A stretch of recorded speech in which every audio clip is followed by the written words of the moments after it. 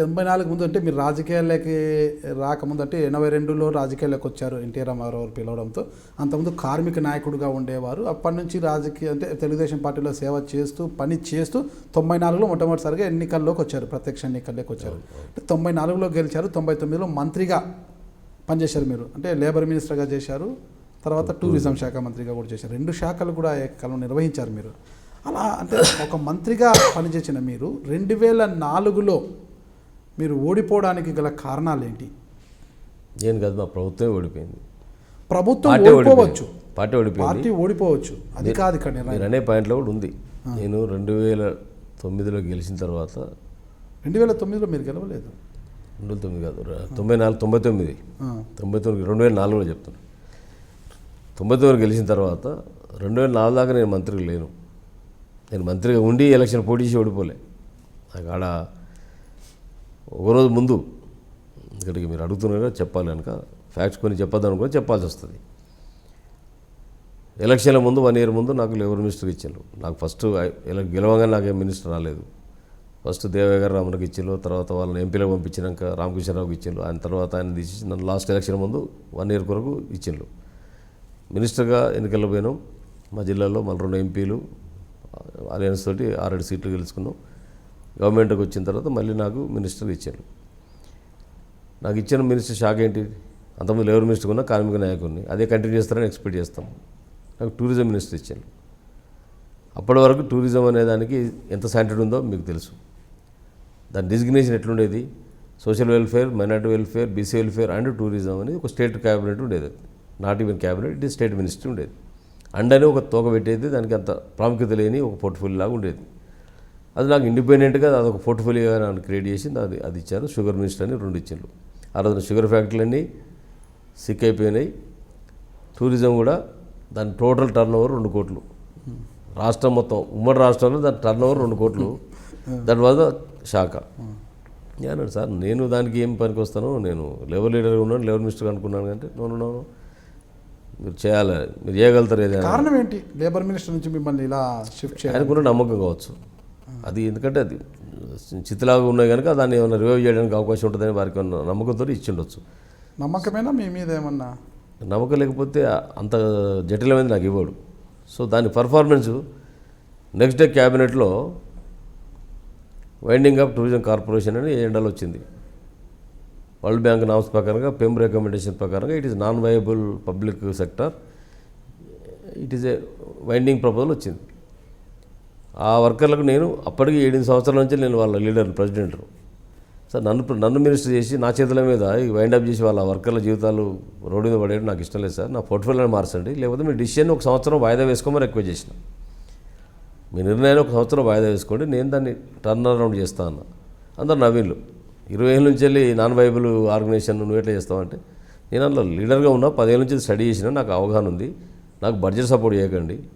ఎక్కువ ఏం చెప్తుంది వరల్డ్ బ్యాంకు, నాన్ వైబుల్ యూనిట్లకు డబ్బు ఖర్చు పెట్టదు చెప్తా, అంతే కదా. నాకు రూపాయి ఇవ్వద్దు. 1 ఇయర్ మీ డిసిషన్ డిఫర్ కాండి అని చెప్తున్నా. దాన్ని కొట్టేవని అంటలేను, డిఫర్ కాండి. 1 ఇయర్ తర్వాత రివైవ్ కాకపోతే you take your own decision, give a opportunity. నాకు ఎందుకంటే నాకు ఇష్టం లేకుండా ఒక పోర్ట్ఫోలియో ఇచ్చినప్పుడు దాన్ని సమర్థవంతంగా నేను ఏం చేయాలని నాకు అవకాశం అయితే ఇవ్వాలి కదా అని అంటే పాప కన్సిడర్ చేసిండు, కన్విన్స్ అయ్యిండు, ఎస్ డిఫర్ ద డిసిషన్. 20 సంవత్సరాలు 2 కోట్ల టర్న్ ఓవర్ ఉన్న కార్పొరేషన్ను ఫస్ట్ ఇయర్ ఎండింగ్ వరకు 50 కోట్ల టర్న్ ఓవర్ తీసుకొచ్చిన. థర్డ్ ఇయర్లో 200 crores టర్న్ ఓవర్ తీసుకొచ్చిన. 600 మంది ఉన్న ఎంప్లాయీస్ ఇలా 6,000 లైన్లు. కంట్రీలో లాస్ట్ ఉన్నటువంటి tourism corporation first in the country తీసుకొచ్చిన 3 yearsలో. 47 ప్రాజెక్టు ప్రైవేటైజేషన్లు తీసుకొచ్చిన. ఎక్కడ అలిగేషన్ లేకుండా, ఒక చిన్న ఇక్కడ స్టిగ్మా ఆఫ్ మచ్చ లేకుండా. ఇవాళ రేపు మామూలు కాంట్రాక్ట్లే షెడ్యూల్స్ ఉంటాయి, దానికి అన్ని నామ్స్ ఉంటాయి. అందులోనే అలిగేషన్స్ వచ్చి కోర్టులకు వెళ్ళి క్యాన్సల్ అయినా చూస్తున్నాం. టూరిజంలో అన్ని క్రియేటివిటీ ప్రాజెక్టులే ఉంటాయి, మేము డిజైన్ చేసేటివి ఉండవు.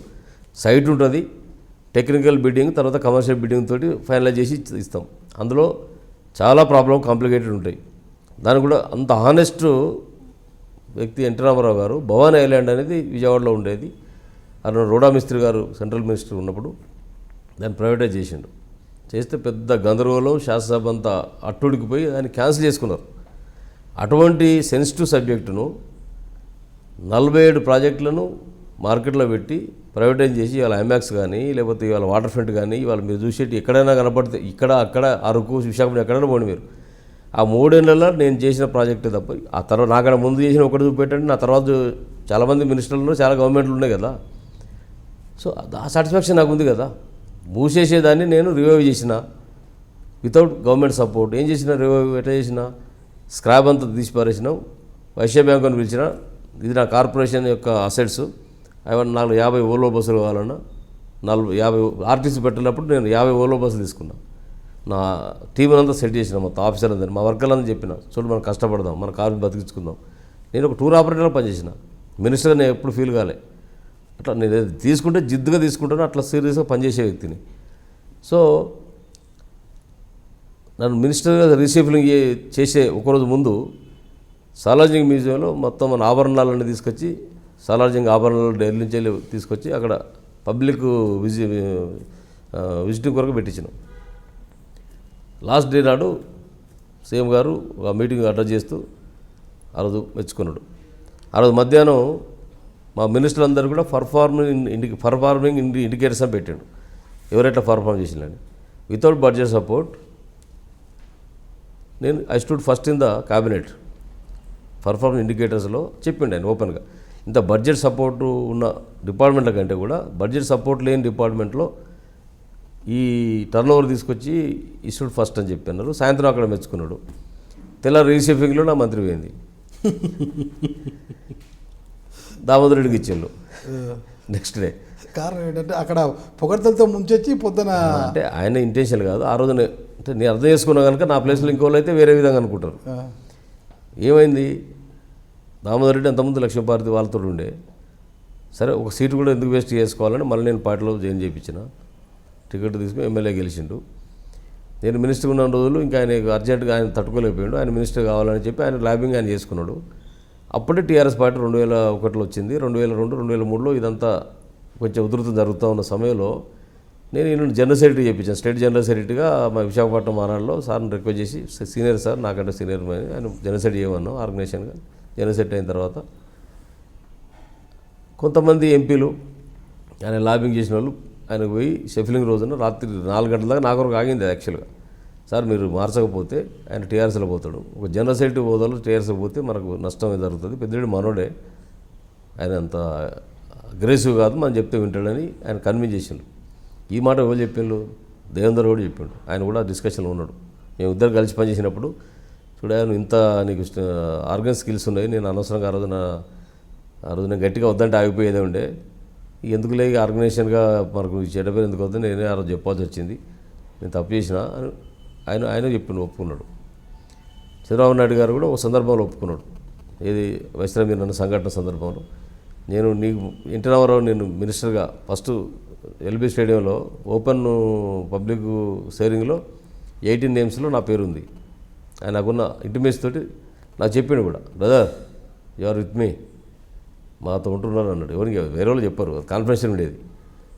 సార్ నాకు పెద్ద అంత క్రేజీ కూడా లేదు. ఎందుకంటే కొత్తగా ఎమ్మెల్యే అయినా నాకు విషయం తెలియదు అడ్మిషన్ ఏం చేయాలో తెలియనప్పుడు మంత్రి నాకు ఎందుకు లేదు అనుకుంటున్నాను. నాకు పెద్ద అంత క్రేజీ లేదు. సరే ఆయన అనుకుంటే చేస్తాడు కదా అని మార్నింగ్ 4 o'clock పోయి నా ఒక్కరి పేరు తీస్తే బాగుండదని 9కు కుదించి మిగిలిన తర్వాత ఆలోచించేద్దామని చెప్పేస్తే అందులో నాది ఎలిమెంట్ అయిపోయిన తర్వాత దామోదరుడు ఇండక్ట్ అయ్యాడు. అది కూడా ఎప్పుడు చెప్పిండు మా 10 మంది ఎమ్మెల్యేలు ఒక మంత్రి ఆయన ఒక్కడు మాత్రం రాలే మేమందరం ఈయనకు సపోర్ట్గా పోయినాం కదా. అప్పుడు అన్నాడు నీకు ఆ రోజు మినిస్టర్ అయ్యటం నేను సరే నువ్వు కొత్త కదా అని ఆయన సీనియర్ అని చెప్పి ఆయనకు అవకాశం ఇస్తే కనీసం ఆయన లాయల్టీ లేదని ఆయన ఓపెన్ అప్ అయితే ఓపెన్ అప్ అయింది. నాకు ఆయన తీసేయడం తెలియదు. అంటే ఇద్దరితోటి నాకు తెలిసింది ఏంటంటే ఈ రీజన్స్ తోటి తీసేయమని. అందుకే నేను రిపీట్ కాలే. ఆ సందర్భంలో నా దగ్గర చంద్రశేఖరరావు గారు నరేంద్ర వీళ్ళందరూ అప్పుడు ఉంటారు కలిసి కొండలక్ష్మి బాబుజీ వాళ్ళంతా నాకు మినిస్టర్ క్వార్టర్కి వచ్చారు. ప్రెస్ అందరూ తీసుకొని వచ్చారు. అంటే నేనేదో కోపంగా ఉన్నా ఇమీడియట్గా చేరతారని 1 గంట 2 గంటలు డిస్కషన్ అయింది. చెప్పిన మీరు ఒక పార్టీ పెట్టి పార్టీలో నేను ఎందుకు రావాలి చెప్పు. మీరు పార్టీ పెట్టాక ఉద్యమం నడపండి. ఉద్యమం కొరకు నేను వస్తాను. రాజీనామా చేసి వచ్చేస్తా. ఉద్యమంలో పనిచేస్తాను. నాకు రాజకీయ పార్టీ నమ్మకలేదు. ఎందుకంటే నాకు చెన్నారెడ్డి అప్పటిది నాకు అనుభవం ఉంది. అప్పుడు మేము కూడా స్టూడెంట్ లీడర్గా వెంకటస్వామి అంటే ఆయన అప్పుడు సిద్దిపేట పార్లమెంట్కి పోటీ చేస్తే మా గన్పూర్ నియోజకవర్గం నాది వరంగల్ జిల్లాలో గన్పూర్ నియోజకవర్గం నా native. Political representation Karimnagar Huzurabad MLA. ఇక నాది పెద్ద ఎపిసోడ్ నాది. సో ఆ రోజున ఆయన తీసుకుపోయి 10 మంది ఎంపీలను గెలిచి తీసుకుపోయి అలా కాంగ్రెస్ కలిపిండు. ఈ రాజకీయ పార్టీ అంటే నాకు భయం, ఉద్యమం చేద్దాం, ప్రజలందరం కలుపుకొని ప్రెషర్ బిల్డప్ చేద్దాం, తెలంగాణ తెచ్చుకుందాం, దాని వరకు వస్తా. కానీ ఇలా మంత్రి పదవి చేయాలని నేను అసంతృప్తితోటి పార్టీ మారి మీ దాంట్లోకి వచ్చి ఆ అపఖ్యాతి నాకు వద్దు, ప్లీజ్ నన్ను అపార్థం చేసుకోవద్దని చెప్పిన వాళ్ళు పంపించిన. సో ఆ రోజు నేను ఎస్ అంటే ఇంతకుముందు చెప్పినా కదా, నేను 7వ సారి ఎమ్మెల్యే అని చెప్పిన కదా, నాకు వర్కింగ్ ప్లాన్ ఇస్తా అన్నాడు, 1,00,000 మందితో మీటింగ్ పెడతా అన్నాడు. సార్ మీరు 2004లో ఓడిపోవడానికి దారి తీసిన కారణాలు అయితే మీరు చెప్పలేదు ఇంతవరకు. ఏంది, ఎందుకు ఓడిపోయారు చెప్పాను కదా, అంటే మంత్రి పదవి మధ్యలో పోవడం దాని కొరకు కాదు. అప్పటికే లోకల్ బాడీ ఎన్నికలు జరిగితే మా దగ్గర జడ్పీటీసీలు ఎంపీటీసీలు అంతా తెలంగాణ వాదంతో మా పార్టీలో ఉన్న సెకండ్ క్యాడర్ అంతా, మేము ఒకరికి బీఫామ్ ఇస్తే ఇంకో సెకండ్ వరకు వాళ్ళు బీఫామ్ ఇచ్చిన అంతా గెలిచింది అక్కడ. అంటే నిర్మాణ పరంగా అప్పటికి హనుమకొండ పక్కనే కాన్స్టిట్యూషన్ అది. సో ఆల్రెడీ హుజురాబాద్ తెలంగాణ వాదం అక్కడ బలంగా ప్రజ్వరిల్లిపోయింది అక్కడ. మళ్ళీ 2004లో హుజురాబాద్లో కాంగ్రెస్ పార్టీ గెలిచింది అనుకుంటా. లేదు కదా, నేను చెప్పినా కదా, లక్ష్మీకాంతరావు గెలిచాను కదా, టీఆర్ఎస్ అభ్యర్థి. టీఆర్ఎస్ అభ్యర్థులు గెలిచారు 2 సీట్ల. Please subscribe high dream media.